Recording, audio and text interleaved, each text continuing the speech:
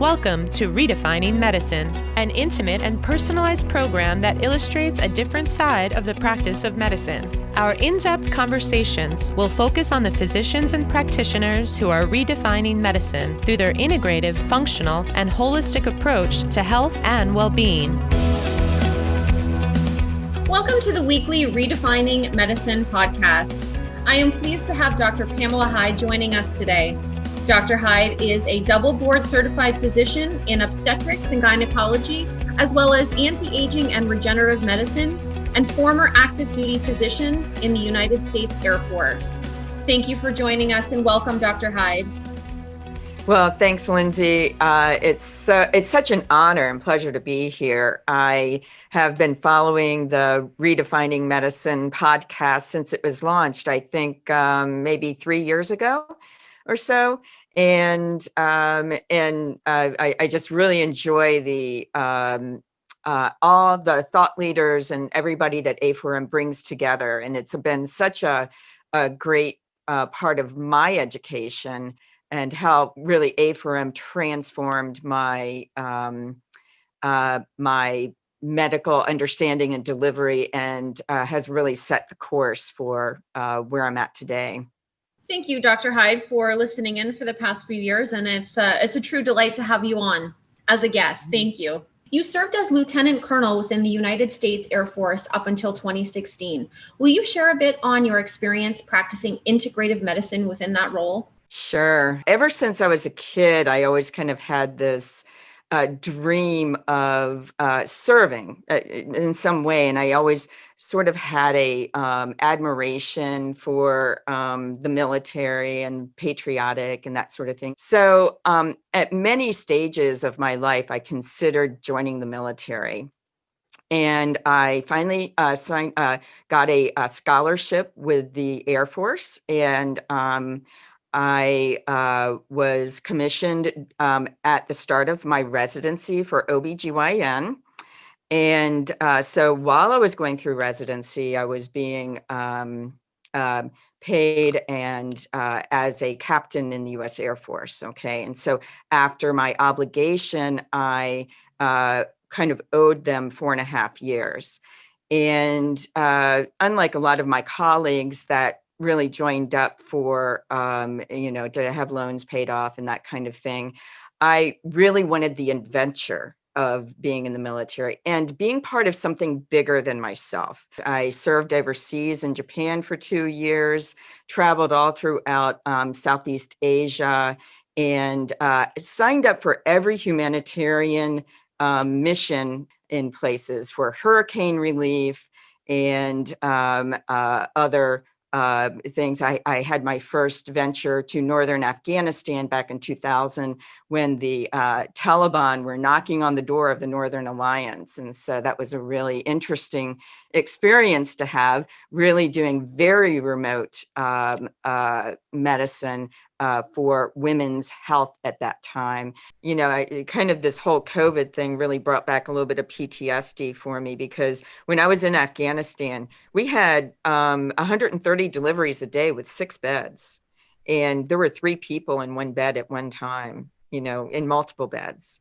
And I had 7 women die in my hands with me doing the best things that I could, but just without the resources and without the understanding.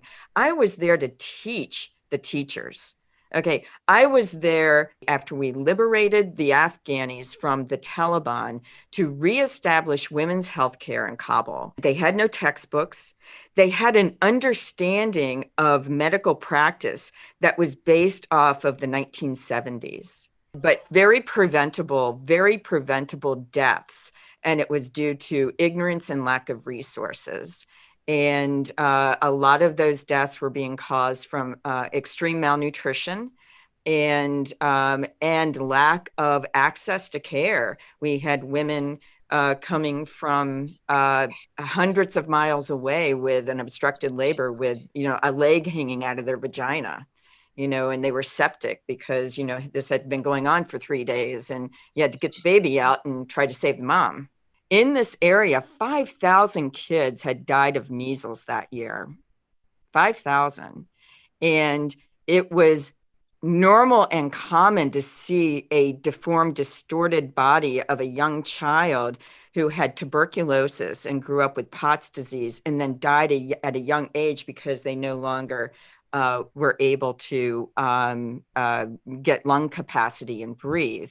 I mean, this was just kind of a normal finding. Seeing malaria that was rife with kids walking in with livers and spleens that were, visual, that you could see. I mean, like a spleen should be like my fist, and the spleen was like this.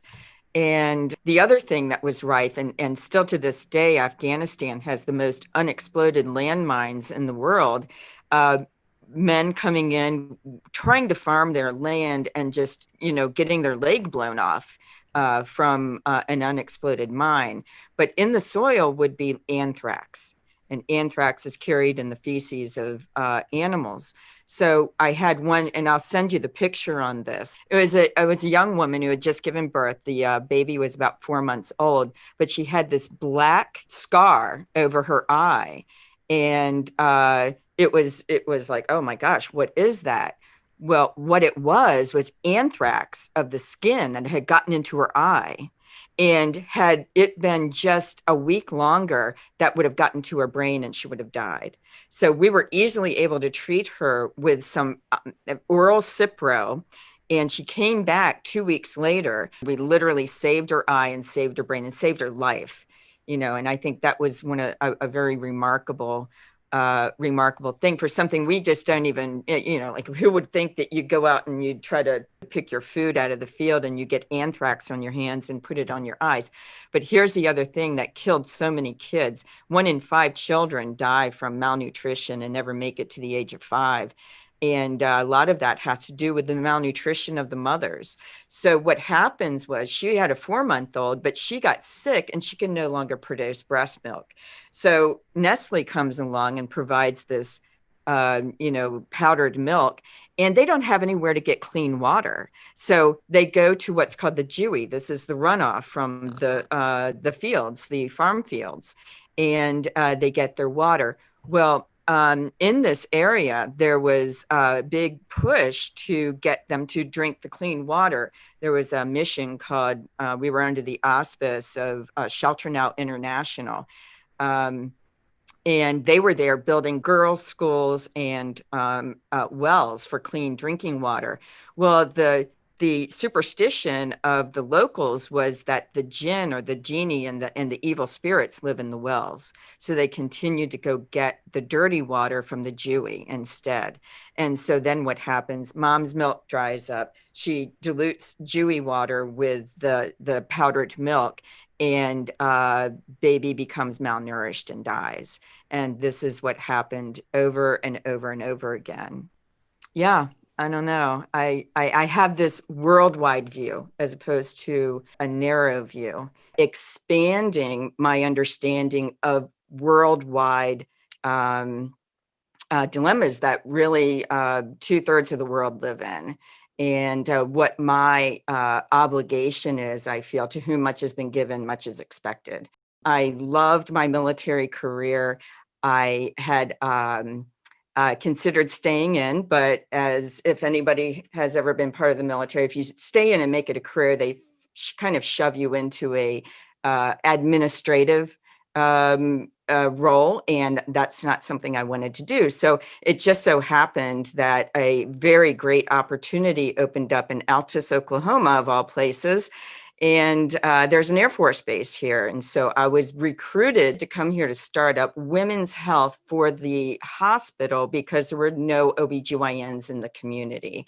So I was brought here and stayed in the Air Force Reserves so I could still serve the Air Force population at the Air Force Base and also at Eglin Air Force Base in Florida. And I ended up retiring from the Air Force in 2016 with 24 years in. So it was a really great way to weave in an experience with providing services for the civilian community in a much needed area. as well as still continuing my service with the military. Wow. Thank you so much, Dr. Hyde, for painting that picture of that very extensive journey. Thank you. You worked with Jackson County Memorial Hospital for 17 years before launching your own functional medicine practice. What was this process like transitioning into your own practice? And what advice might you give to other practitioners doing the same? Mm-hmm. So I want to use this as an opportunity to say how A4M really saved my medical practice, really. So the year was 2002, 2003. Women's Health Initiative had just come out. And if you're not familiar with that, this was a thing this was that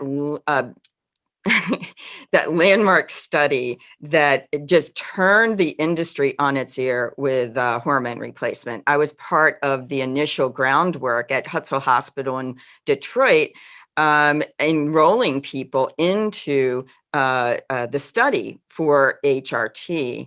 And this was where we were going to finally prove that HRT was something every single woman needed, and she needed horse urine because that's what the approved Premarin was, right?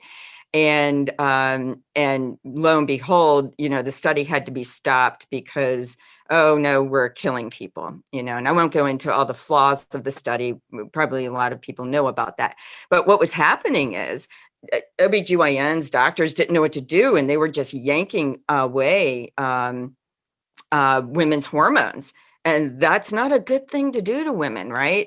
And so I had women showing up on my, in my office in little Altus, Oklahoma, with John Lee's book. Okay. And John Lee was kind of like the godfather, grandfather of bioidentical hormone replacement, talking about, well, what you really need are these same chemicals that your own body makes. And they were handing it to me. I mean, like this happened, like 6 people did this. And instead of saying, oh, that's voodoo medicine, that's not what I was taught in residency and that sort of thing, I had to dig in and finally say, is there a better way of doing this? Well, guess what? In June of 2004, I found a wilderness medicine conference out in Santa Fe, and Ron Rothenberg was giving a pre-conference seminar all day on men and women's hormones. And so I was like, this is where I need to be. And so I went to that, got introduced to A4M, signed up, went to my first Congress in December 2004. And I've been going every year since then, but had gone through, got my, I felt like I just have to learn more and more. And did my advanced fellowship. I think I've taken like 22 modules or something like that. Got my board certification in 2009, and really helped me to understand there's a lot more than the hormones than just estrogen, progesterone, testosterone. And so I absolutely believe that as a hormone expert, that hormones control our life and life controls our hormones. So it's so important to really, you don't go chasing rabbits after rabbit trails with your sex hormones, okay? But let's look at life and how that's really impacting your overall milieu of all of your hormones. And so that really set my mindset on how I can truly give holistic care to people that's inclusive of hormones as well as diet and lifestyle, because diet and lifestyle is going to change your hormones quicker than, slapping a cream on you, actually. Dr. Hyde, how has COVID 2020 impacted your practice short term? And how do you imagine your practice will be transformed in the long term?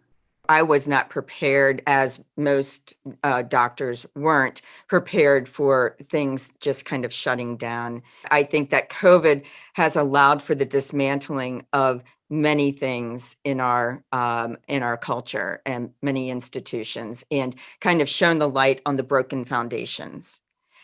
And my hope is that all of our entire medical, the way that we do things in medicine will turn around. So for me, in the short term, I really had to dismantle my team and start from the foundations to become more virtual. And it I'm very, very hopeful that in this virtual space that we can all reach, thousands, millions of people with the similar message of hope, health, and healing to bring about what I call a brave new world. Because what we're leaving the next generation right now is more disease, more debt, and a lesser life expectancy. And it's not their fault. We are the ones who need to become the change to help lift up everyone for the future. And so I think ultimately, once we get through this, that everybody is going to be better for it. And we can't go back. We just can't go back. There was nothing normal about the way we were doing things before. And so we have to use new tools to really, again, create a brave new world. Thank you, Dr. Hyde. I think you're absolutely right. The only way out is through. I truly appreciate your time, and thank you for being on our episode of Redefining Medicine. Thank you, Lindsay. It's been a pleasure.